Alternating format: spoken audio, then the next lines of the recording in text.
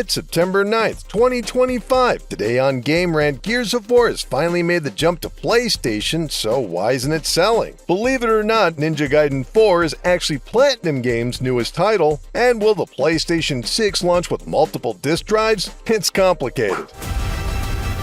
Let's do this.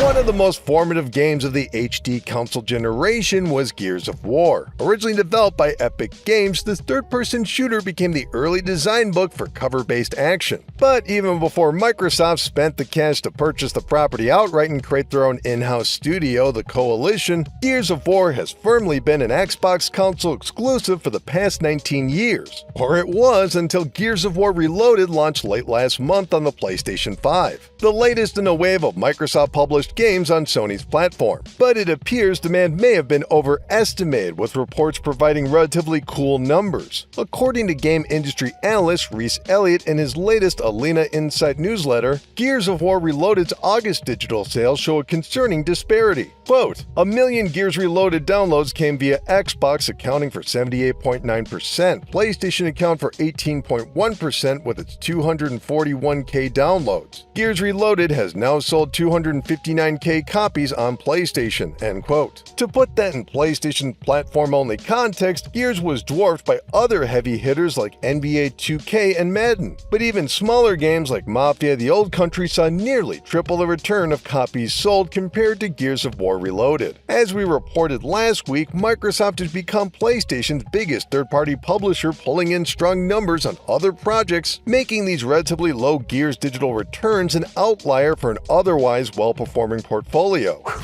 The Hayabusa and Raven ninja clans have fought to keep peace, with the Hayabusa clan in the spotlight.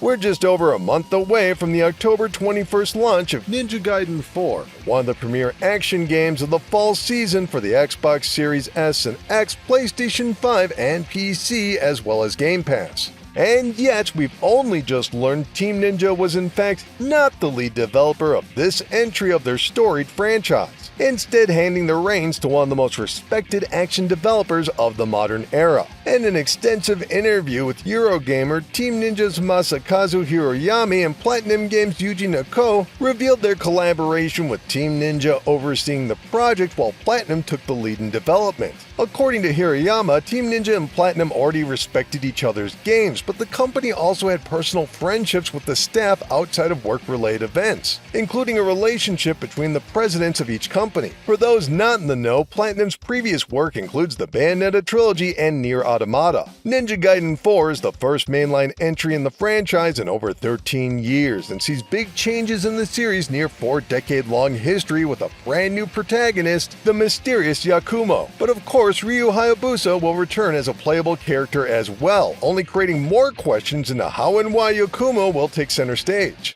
But there's nothing can be done no more.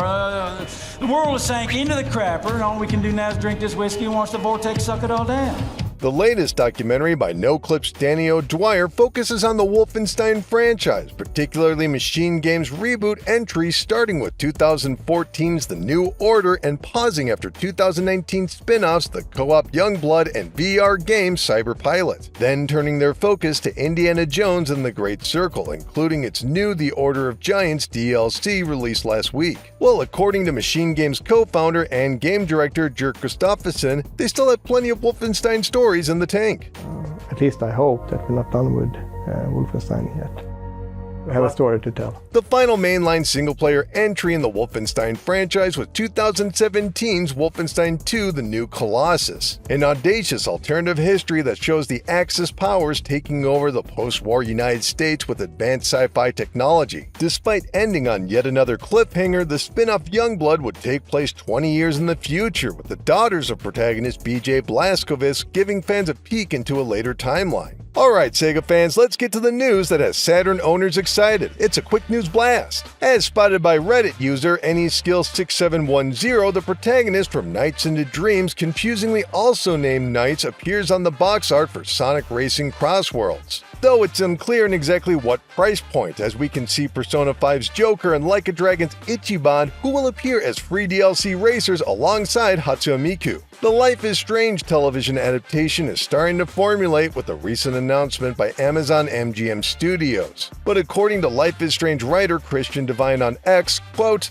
"The only people not involved are the creators," end quote. To celebrate 2 years of Starfield, Bethesda recently took to X with a cryptic video, glitching references to a mysterious Turan Armada, leading many to assume this is actually a veiled tease of content yet to come. And Insider Gaming is reporting the form factor of the PlayStation 6 is starting to take hold. Now, this is all a rumor for the time being, but according to several anonymous sources, the PlayStation 6 will launch with a digital-only console, a traditional disc console, and in a new twist, detachable disc drives will be available from launch. Anyway, that's gonna do it for this video, but we'll be back on Friday. In the meantime, why not check out Jonathan Spurgeon's latest all about Astrobot a whole year after launch? Can a great game get even better? Find out in the link in the description below. Keep clicking around here at Game Rant, and we'll see you in the next video. Thanks, everybody.